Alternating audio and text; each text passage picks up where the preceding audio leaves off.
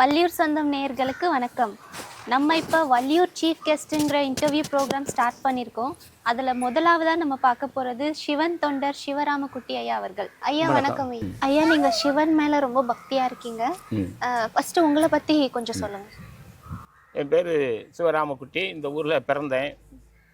என்ன நம்முடைய வாழ்க்கையில் எல்லாம் வல்ல இறைவனுடைய கருணையினால் அடியார்கள் பெருமக்கள் உளவார பணி, சிவாலய பணி, ஆன்மீக பெரியவர்களுடைய அந்த கேள்வி ஞானங்கள், பாரியார் சாமி, இப்படி ராமகிருஷ்ணர் விவேகானந்தருடைய அந்த பற்றுதல் நம்முடைய உள்ளுணர்வு வந்ததுனால சிவாலயங்கள் எல்லாம் இந்த பகுதியில், தென்பகுதியில் சிவாலயங்கள் எல்லாம் ஒவ்வொரு மாமன்னர்கள் கட்டி தந்த சிவாலயங்கள் அதிகமாக இருக்கிறது. இந்த வள்ளியூரிலே மாமன்னர்கள் கட்டி தந்த அற்புதமான மூரணகிரி மலையிலே முருகப்பெருமான் அமர்ந்திருக்கிறார். இந்த அற்புதமான இந்த ஊரில் பிறந்து வளர்ந்தாலும் வள்ளியம்மை பேரருளா முருகப்பெருமான் பேரருளாலே இருந்தாலும் இந்த சுற்றி இருக்கிற கிராமங்களில் ஆயிரக்கணக்கான சிவாலயங்கள் பழுதுபட்டு கிடக்கின்றது, வழிபாடு என்று இருக்கிறது. அதில் ஒரு 25-30 ஆண்டுகளுக்கு முன்பாக அடியார் பெருமக்களுடைய தொடர்பு கிடைத்தது. கோவில்பட்டி, சென்னை, தென்காசி, சங்கரன்கோயில், திருநெல்வேலி, குமரி மாவட்டத்துடைய அடியார் பெருமக்களுடைய தொடர்பு ஏற்பட்டது.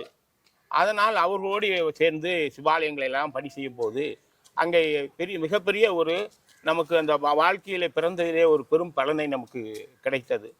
நான் மீண்டும் நமக்கு வாழ்வது குறைவு, தெரிந்தது குறைவு, தெரியாது ரொம்பது, வாழ்க்கை நமக்கு குறைதான் என்றும் அவருடைய தெய்வ பணியே நமக்கு வாழ்க்கையில் பெரும் பணியாக செய்ய வேண்டும் என்று அந்த பாக்கியத்தை நமக்கு தந்திருக்கிறான் எல்லாம் வல்ல இறைவன்.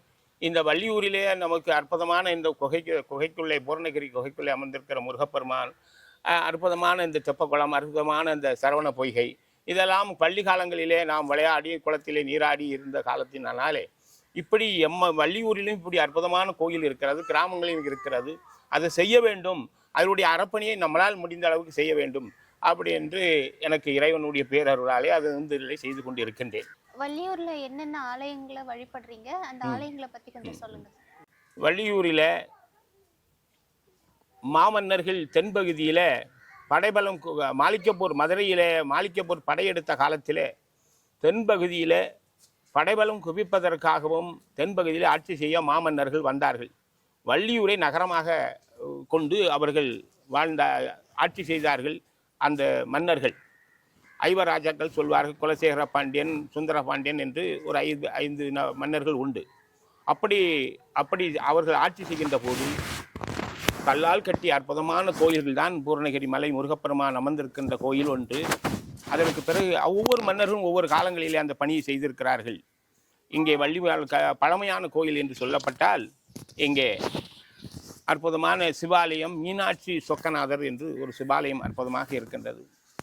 அதில் முழுமையாக அந்த ஆலயம் ஒரு 20-30 ஆண்டுகளுக்கு சிதிலமடைந்து கிடந்தது.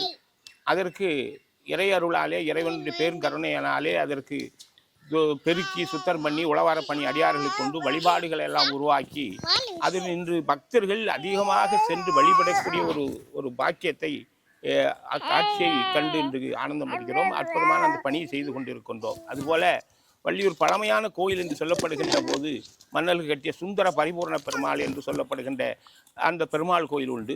அதுபோல இந்த நகரத்திலே ஆட்சி செய்த மன்னர்கள் ஆட்சி செய்கின்ற போது அந்த காவல் தெய்வமாக 3 யோகம் கொண்ட அம்மன் என்று இந்த ஊருக்கின் ஈசான திசையிலே இருக்கின்றது.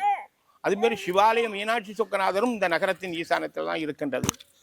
வழிந்தோடிய மேற்கு தொடர்ச்சியில் இருந்து வழிந்தோடிய தண்ணீர் வந்து கொடுமுடி ஆறு, பெரிய சிவலப்பேரி குளம் என்று சொல்லப்படுகின்ற அங்கு, அதற்கு பிறகு அந்த வழிந்தோடி வருகிற தண்ணீர் ஒரு பகுதியாக விவசாயத்திற்கும் ஒரு பகுதி பெரிய குளத்திற்கும் இங்கே தெப்ப குளத்திற்கெல்லாம் வந்து அதுக்கு விவசாயமாக கிழக்காலை செல்லுகின்ற வாய்ப்பு. அதுபோல அந்த வடபகுதியிலிருந்து வருகின்ற தண்ணீர் அங்கே அரசன் குளம், பெட்டை குளம், நீராவி ஊரணி, புதுக்குளம், அந்த 3 கொண்ட அம்மன் கோயிலுக்கு அடுத்தாக இருக்கின்ற அம்மச்சி குளம் என்று சொல்வார்கள். அம்மச்சி என்றால் ராணி.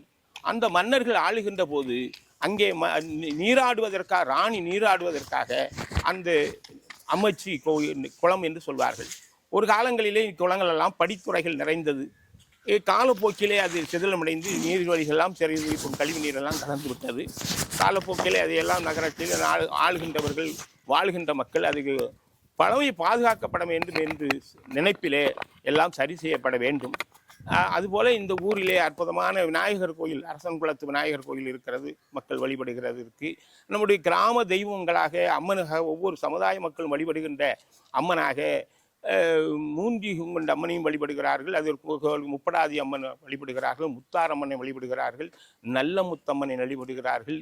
ஊற்றடியில நல்ல முத்தம்மன், இங்கே கிழக்கே நல்ல முத்தம்மன், அதுபோல அரிய முத்தம்மன், அதுபோல சப்த கன்னி என்று சொல்லப்படுகின்ற ஒரு 500 ஆண்டுகளுக்கு முன்பாக ஒரு வானுயிர ஆலமரத்தடியிலே அமர்ந்திருந்த சப்தகன்னிகள் அம்மை. அந்த அற்புதமான, அதாவது வள்ளியூர் நகரத்திற்கே வடக்கு பக்கமாக அந்த காலங்களில் நரி ஊளையிடும் ஓடை என்று சொல்வார்கள், இப்போது அண்ணா நகர் என்று சொல்கிறார்கள். அங்கே சப்தகன்னி என்றுதான். அங்கு இருக்கின்ற கிணறிலே பொங்கி வருகின்ற தண்ணீரை ஒரு காலத்தில் வந்தது. அதுபோல் சீவலப்பெரி குளம் என்று சொல்லப்படுகின்ற அந்த குளக்கரையிலிருந்து ஊற்றடி என்று ஒன்று இருக்கிறது, அந்த ஊற்றிலே தண்ணி பொங்கி வந்தது. இப்போ காலப்போக்கிலே இந்த நகரத்திலே அதிகமான போர்கள், அதாவது நிலத்தடி நீர் போர் போடுவதனால இந்த ஊற்றுகளெல்லாம் மங்கி போனது. ஆனால் பழமையான காலங்களில் அந்த நீரை பருகியிருக்கிறோம், அங்கே தண்ணீரை பார்த்திருக்கிறோம். அதுபோல அதுக்கு பகுதியிலே அங்கே அந்த சம்பூற்றுக்கு மேற்கே சூட்டுப்பத்தை என்று இருக்கிறது. அந்த சூட்டுப்பத்தைக்கு ஒரு பெரிய கதை உண்டு. அகத்திமா முனிவர் தென்பகுதியிலே வருகின்ற போது அங்கே அந்த சூடு அடித்து வைத்திருக்கார், அதாவது களம் அடித்து, யானை வைத்து களம் அடித்து அங்கே சூடு அடித்து உயரமாக வைத்திருக்கின்ற போது அங்கே அந்த சூடு அடித்து நெற்களை குவித்து வைத்திருக்கும் போது அகத்தியமா முனிவர் அங்கே அந்த அடித்து வைத்திருக்கிற அவர் அந்த எஜமானிடம் தர்மபிரபு கொஞ்சம் தர்மம் கொடுங்கள் என்று கேட்டதற்கு தர்மம் இல்லை என்று சொன்னதால் அவர் சபித்ததனால் அது சூட்டு பொத்தையாக நெற்குன்றாக போகட்டும் என்று சொன்னதனால் நெற்குன்று மலையாக விட்டது. பக்கத்திலே அந்த பக்கத்திலே நெற்குன்று மலையும் ஒன்று இருக்கிறது. இன்றைய தினம் அங்கே ஒரு மிகப்பெரிய தர்மம் நடைபெறுகிறது. அது ஒரு காலப்போக்கிலே சாமியார் பொத்தை என்று சொல்லப்படுகின்ற அதரிலும் அந்த சூட்டுப்பத்தியிலும் வித்தமா என்ற ஒரு ஞானி அம்மா வந்து இப்போ அந்த பகுதியிலே பெரிய தர்மம் நடந்து கொண்டிருக்கிறது. என்று தர்மம் இல்லை என்று சொன்னோமோ இன்று மிகப்பெரிய தர்மம் நடக்கிறது. இந்த பூர்ணகிரி மலையை வழிபடுவது போல, அருள் பெறுவது போல இன்று அந்த அற்புதமான அந்த மலையும் வழிபட்டு கொண்டு இருக்கிறார்கள். அப்படி இந்த நகரத்திலே மிகப்பெரிய ஒரு வழிபாட்டுத்தலமாக அமைந்திருக்கிறது அந்த சூரட்டுப்பத்தையும். அதுபோல வள்ளியூர் பூர்ணகிரி மலை முருகப்பெருமானுடைய அமைந்த மலையும். அதுபோல நகரத்திலே ஏகப்பட்ட காவல் தெய்வங்கள் இருக்கிறது. ஐயன் கோயில் இருக்கிறது, கிழக்கே சுடலைமாட சுவாமி இருக்கிறது. அனைத்து தெய்வங்களும் ஒவ்வொருவருக்கும் தான் பிடித்த குலதெய்வங்களை வைத்து வழிபட்டு கொண்டிருக்கிறார்கள். அப்படி அத்தனை மக்களுக்குமாக தீர்த்தம் எடுப்பதற்கு ஒரு அற்புதமான குளம் என்று எங்கே நம்பியாறு ஓடுகிறது, அது இங்கே ஊருக்குள்ளே வரவில்லை. ஆனால் கொடுமுடியார் தண்ணீர் வந்து தெப்ப குளத்திலே நிறைகிறது. அனைத்து கோயில் குடைவிழாக்கும் இந்த குளத்தில் இருந்து நீர் எடுத்து, அதுபோல இந்த ஊரில் வாழுகின்றவர்கள் அனைவருமாக சிவலோக பதவி அடைந்தவர்களுக்கு புனித நீர் விடுவதற்காக இந்த சரவண பொய்கள் வந்துதான் தண்ணீர் எடுத்து அவர்களை குளிப்பாட்டி அவர்கள் ஆனந்தமாக கொண்டாடி அந்த சிவலோக பதவியை செய்கிறார்கள். அப்படிமான தீர்த்தமான குளம். அதுபோல இந்த வள்ளியூர் அருகில் இருக்கின்ற ஒரு ஆயிரக்கணக்கான கிராமம், 500 கிராம மக்களும் அவர்கள் காவல் தெய்வங்களுக்கு தீர்த்தம் எடுக்கின்ற குளம் இந்த சரவண பொய்கை. அப்படிப்பட்ட அற்புதமான குளம்.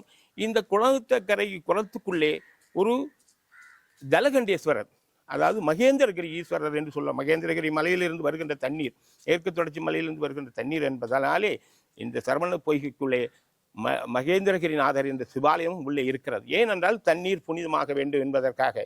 நீங்கள் குற்றாலம், நீங்கள் பாபநாசம் மலையெல்லாம் நீங்கள் நீராடுகின்ற போது பார்த்தீங்கன்னால் அங்கே அந்த மலை பாறைகளிலே சிவலிங்கம் வரைந்திருப்பார்கள், சிவலிங்கமாக வைத்திருப்பார்கள். ஏனென்றால் தண்ணீர் புனிதமானது தண்ணீர் என்பதனாலே.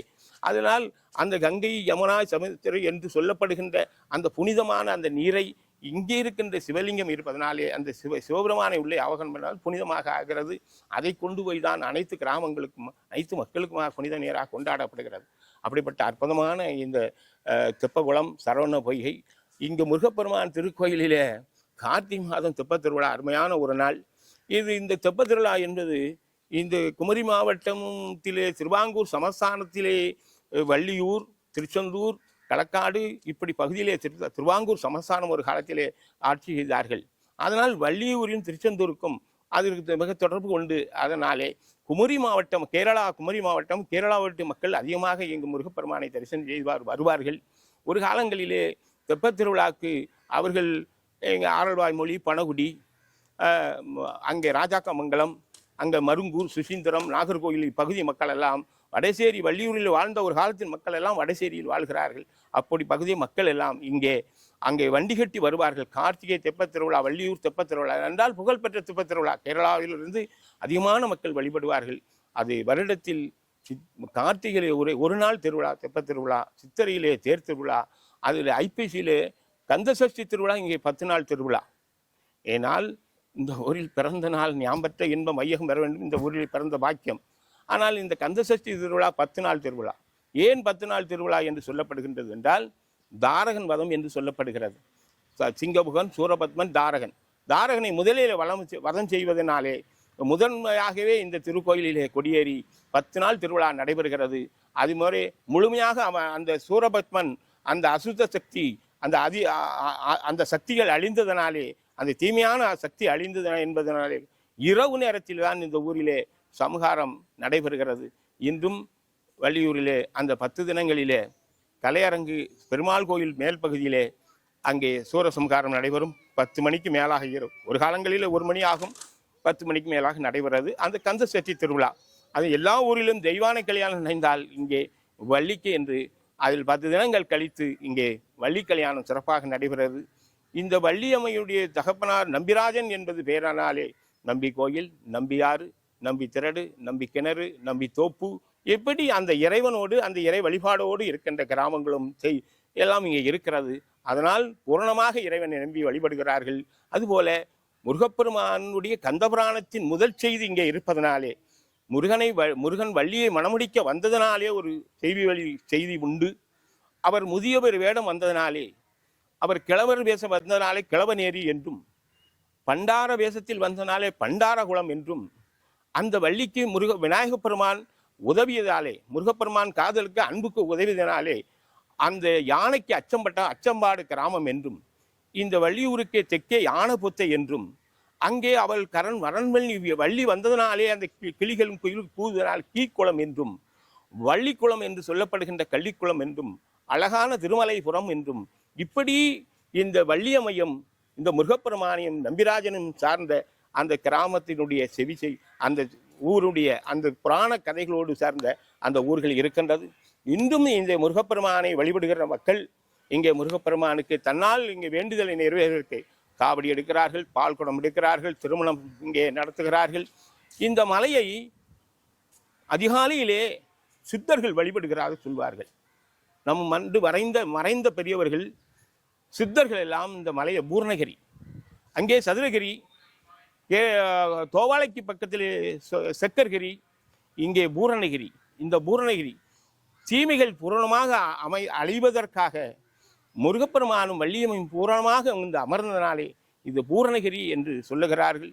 பூரணகிரியை வலம் வந்தால் உங்களுடைய வேண்டுதல், உங்களுடைய தீமைகள் அழிந்து பூரணமாக உங்களுடைய வேண்டுதல் நிறைவேறும் என்ற ஒரு நம்பிக்கை மிக பிரசித்தமாக ஆரோக்கியமாக பிறருடைய இருந்து கொண்டு இருக்கிறது.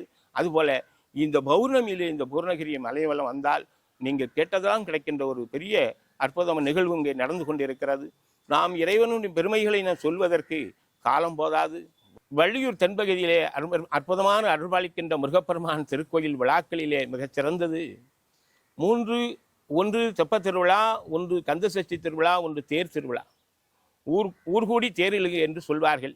இப்பகுதியில் எல்லா திருக்கோயிலிலும் தேர் இருக்கிறது.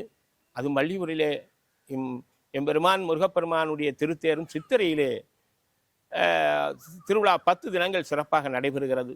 அதுபோல நாம் பெரிய கண்குள்ளா காட்சியாக இந்த தேர் திருவிழா காணுகின்றோம். நெல்லையப்பருக்கு ஆனி மாதம் நடைபெறுகிறது. தைப்பூசத்திலே பனகுடி, இங்கே அருகில் இருக்கின்ற ராதாபுரத்திலே தேர் ஓடுகிறது, நாங்குநீரிலே தேர் ஓடுகிறது, திருக்குறுங்குடியிலே ஓடுகிறது. மிக காலமாக பழுதடைந்த ஒரு தேரை சரிப்படுத்தி ஏர்வாடி வீர சதுர்வேத மங்கலம் என்று சொல்லப்படுகின்ற வள்ளியூருக்கு 6 கிலோமீட்டருக்கு இருக்கின்ற ஏர்வாடியிலே தேர் ஓடுகிறது. அப்படி இந்த வள்ளியூர் பகுதியிலே அனைத்து பகுதியிலும் தேர் ஓடும்போது இந்த வள்ளியூரிலும் சித்திரமாகும் தேர் ஓடி அனைத்து மக்களும் வலம் பெறுகிறார், நலம் பெறுகிறார்கள்.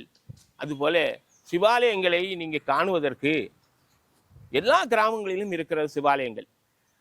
வள்ளியூருக்கு கிழக்கு நோக்கி போனீங்களா என்றால் சமூகரங்கபுரம் என்று ஒரு ஊர் இருக்கிறது. அங்கே உதய மார்த்தாண்டேஸ்வரர் சிவாலயமும், அங்கே ஒரு பெருமாள் கோயில் இருக்கிறது. மூலவர் விநாயகர் இருந்தாலும் அது கிழக்கு கோட்டையங்கருங்குளம் சென்றால் அங்கே ராஜலிங்கேஸ்வரர் என்று சிவாலயம் இருக்கிறது. அதற்கு நேராக தெற்கே வந்தால் ராதாபுரம் நித்திய கல்யாணி அம்மை திருக்கோயிலும் அங்கே வரகுண பாண்டீஸ்வரர் என்று சிவாலயம் இருக்கிறது. அதிலிருந்து 10 கிலோமீட்டர் கிழக்கே என்றால் விஜயாபதியிலே மகாலிங்கேஸ்வரர் என்ற சிவாலயம் இருக்கிறது. அந்த ராதாபுரத்திலிருந்து மேற்கு நோக்கி வந்தால் 10 கிலோமீட்டரில் இருக்கன்துறையில் கைலாசநாதர் என்ற சிவாலயம் இருக்கிறது. அதிலிருந்து 10 கிலோமீட்டர் மேற்கே வந்தால் பெருங்குடியிலே காலத்தீயப்பர் என்ற சிவாலயம் இருக்கிறது.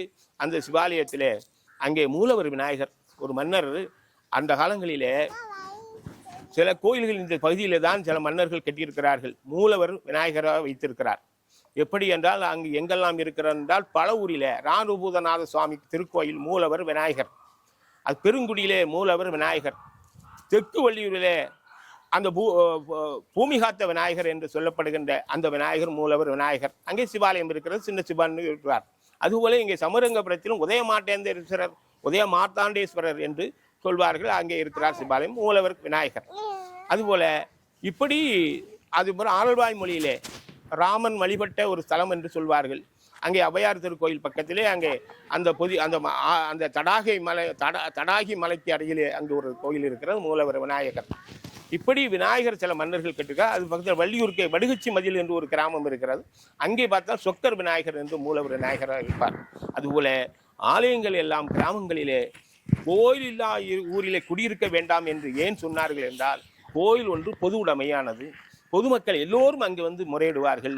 உழைத்தவர்கள் எல்லா மக்களுமே அங்கே இறைவனை வழிபடுவதனாலே ஊரில் கோயில் இருக்க வேண்டும் என்று சொல்லி மன்னர்கள் பெருமாள் கோயிலும் சிவாலயமும் கட்டி வைத்தார்கள். அதுபோல வள்ளியூருக்கு பக்கத்திலே ஏர்வாடியிலே ஒரு சிவாலயம், அங்கே கடம்போடு வாழ்வு என்று இருக்கின்ற சிவாலயம், அதற்கு கண்டு வாகை குளத்திலே ராஜாக்கா மங்கலம் என்ற சிவாலயம், சிறுமலஞ்சியிலே ஒரு சிவாலயம், தளவு சமுத்திரம் கீழூரிலே மேலூரிலே சிவாலயம், அதற்கு நாங்குநேரியிலே சிவாலயம், அதற்கு பிறகு செண்பகராமநல்லூரிலே ஒரு மிகப்பெரிய செண்பகராஜா ஆண்ட ஊர் என்று சொல்லப்படுகின்ற மிகப்பெரிய ஒரு சிவாலயம் இருக்கிறது. அந்த செண்பகராம நல்லூரிலே அதற்கு மேற்கு நோக்கி வந்தால் களக்காடு பச்சையாறு வருகின்ற அந்த பகுதியில் அங்கே சத்தியபாகீஸ்வரர், அதுக்கு மேலே கருவேலங்குளத்தில் ஒரு சிவாலயம், மேலப்பத்தியில் ஒரு சிவாலயம், அதற்கு அந்த பச்சையாறு கரையோரமாக நீங்கள் செல்லுகின்ற போது அங்கே பத்மநேரி என்று சொல்லப்படுகின்ற அங்கே ஒரு சிவாலயம், தேவநல்லூர் என்ற ஊரிலே சிவாலயம், அதற்கு சிங்கிகுளம் என்ற ஒரு ஊரிலே மேற்கு நோக்கி அற்புதமான சிவாலயம். அப்படி இந்த பச்சையாறு கரையோரமாக பொன்னாகுடி திடியூர் என்று சொல்லப்படுகின்றால் அங்கே ஒரு சிவாலயங்கள் எல்லாம் அற்புதமாக அமைந்திருக்கிறது, மன்னர்கள் கட்டி தந்த. வள்ளியூர்ல நீங்க என்ன மாற்றம் நடக்கணும்னு நினைக்கிறீங்க? வள்ளியூர் முருகப்பெருமானை தென்பகுதியிலே திருநெல்வேலி மாவட்டத்திலே குமரி மாவட்டத்திற்கும் திருநெல்வேலி மாவட்டத்திற்கும் மையப்பகுதியாக கிழக்கு நோக்கி சென்றால் திருச்செந்தூர் தூத்துக்குடி மாவட்டம். இந்த முருகப்பெருமானை வழிபடுவதற்கு எப்படியெல்லாம் வசதி, அழகான திருக்கோயிலுக்கு அருகே புகவண்டி ரயில் திருநெல்வேலியும் குமரி நாகர்கோயிலுக்கும் கன்னியாகுமரிக்கும் கேரளாவுக்கும் செல்கின்ற அனைத்து ரயில்களும் வள்ளியூரிலே கோயிலுக்கு கீழ்ப்பகுதியிலே நின்று செல்கிறது. அதுபோல நால்வழி சாலை அற்புதமாக வள்ளியூரிலே கடந்துதான் செல்லுகிறது. அதனால் 24 மணி நேரமும் வள்ளியூரிலே நீங்கள் வந்து இறங்கக்கூடிய ஒரு வாய்ப்பினை இருக்கிறது, புகைவண்டி நிலம் இருக்கிறது. அதுபோல இந்த நகரத்திலே இந்த மக்களுக்கும் இந்த பயணிகளுக்கும் பக்தர்களுக்கும் உதவ நாம் என்ன தேவை என்று நாம் பொதுவாக விண்ணப்பம் வைக்கின்றோம். பயணிகளுக்கு வருகின்ற பயணிகளுக்கு தங்குமிடம், கழிவறை வசதி, நல்ல நீராடுகின்ற ஒரு நல்ல தங்கி அவர்கள் அந்த நீராடி விட்டு முருகனை தரிசனம் செய்து ஒரு வாய்ப்பினை உருவாக்கப்பட வேண்டும்.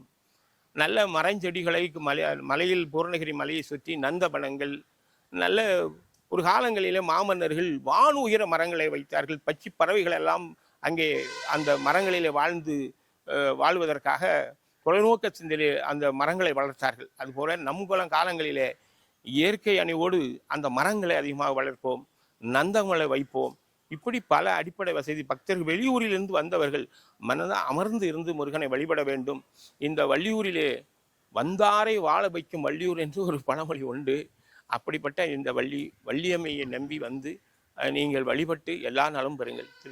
இவ்வளோ நேரம் உங்கள் டைம் ஸ்பெண்ட் பண்ணி எங்களுக்கு இன்டர்வியூ கொடுத்ததுக்கு ரொம்ப நன்றி ஐயா. நன்றி நன்றி நன்றி.